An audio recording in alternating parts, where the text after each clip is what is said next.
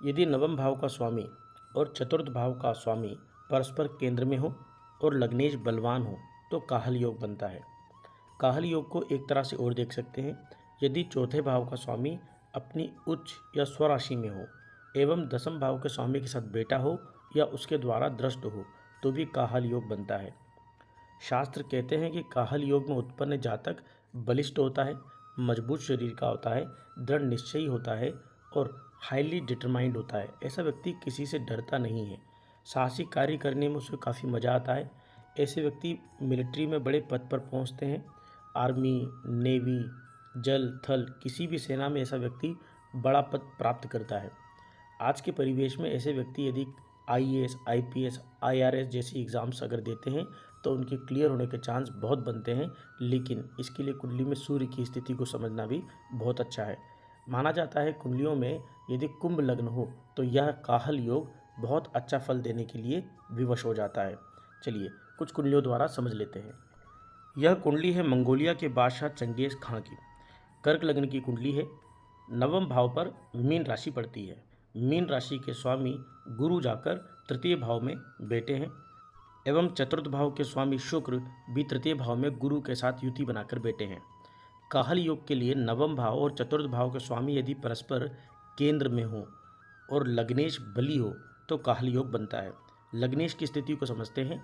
यहाँ पर कर्क लग्न में लग्नेश होते हैं चंद्रमा, जो चतुर्थ भाव में दिग्बली हैं। हम जानते हैं कि चतुर्थ भाव में चंद्रमा और शुक्र दिग्बली माने जाते हैं, तो काहल योग यहाँ पर पूर्णता लगता हुआ दिखता है।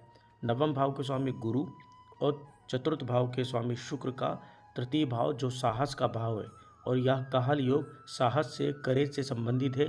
इन दोनों की यहाँ पर युति व्यक्ति के अंदर असीम संभावनाएं बना देती हैं, विश्व विजय की आंखों में सपने ला देती है, जो मंगोलिया के बादशाह के पास था। लेकिन लग्न का मजबूत होना भी काहल योग के लिए ज़रूरी है। तो आप देख सकते हैं कि यहाँ कर्क लग्न में चंद्रमा भी केतु और राहु के साथ युति में है और यह चंद्रमा पूरी तरह से मजबूत है। सूर्य से एक राशि आगे होने पर यह शुक्ल पक्ष का चंद्रमा प्रतीत होता है। साथ ही यहाँ पर काहल योग का जो दूसरा फल मैंने बताया था कि चतुर्थ भाव का स्वामी अपनी स्वराशि या उच्च राशि में हो और साथ ही दसम भाव के स्वामी के साथ बैठा हो तो भी काहल योग बनता है। हम यहाँ पूर्ण रूप से स्पष्ट देख सकते हैं कि दसम भाव का स्वामी मंगल भी यहाँ पर चतुर्थ भाव के स्वामी शुक्र के साथ विराजमान है।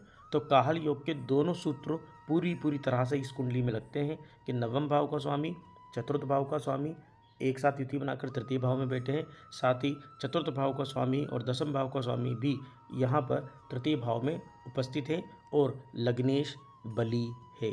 तो पूर्ण रूप से यहाँ पर काहल योग लगता हुआ दिखता है। यही कारण था कि चंगेज खां बलिष्ठ था, वीर था, पूर्ण साहसी था और विश्व विजय के रथ पर सवार था।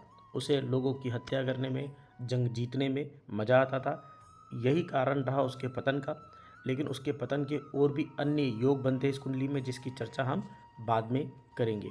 हाँ, यदि आप इस तरह के योग अपनी कुंडली में रखते हैं तो ज़रूर आपको डिसीजन मेकिंग जॉब में जाना चाहिए। ऐसी जगह जाना चाहिए जहाँ पर आपके निर्णयों की चर्चा की जाए और उसको तवज्जो दी जाए।